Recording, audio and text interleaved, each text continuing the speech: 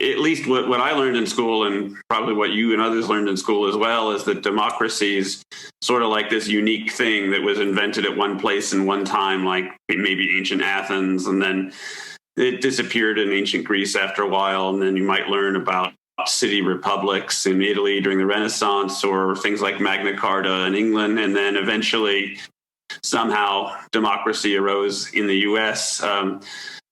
With American independence. And so you get this impression from that whole story that democracy it's almost like a torch that was being passed from one place to another over time. Right. And if the torch went out, then whoa, that was going to be a problem. And so, if whoever is holding the torch at the time is responsible for all democracy at all places.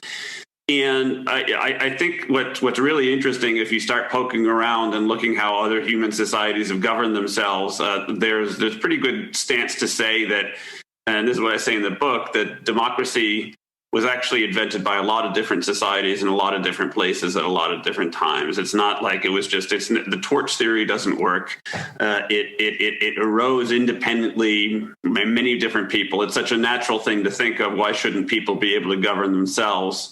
That it's, when you think further about that, it's like, well, why couldn't people invent that independently? And they did. And so what I think we can suggest is, whether you're talking about Native American societies or pre-colonial Africa or ancient Mesopotamia, there's a lot of different societies that govern themselves democratically in ways that look very different from our democracy today. But nonetheless, I think we could say it was democracy in one way, shape, or fashion.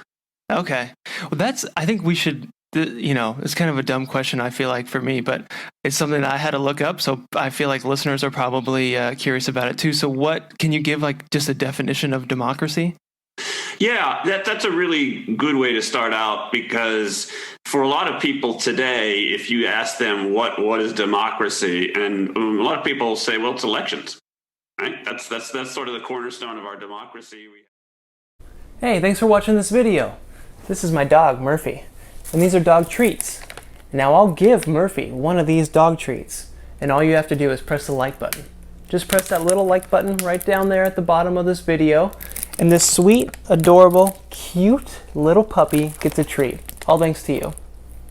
Alright, you did it? Okay, I believe you if you said you did it. There you go, Murph. She got that treat because of you. Now, I'll eat one of these treats, and all you have to do is click that subscribe button right there, pointing to it. Just click that subscribe button, subscribe to Curiosityness with me, Travis DeRose.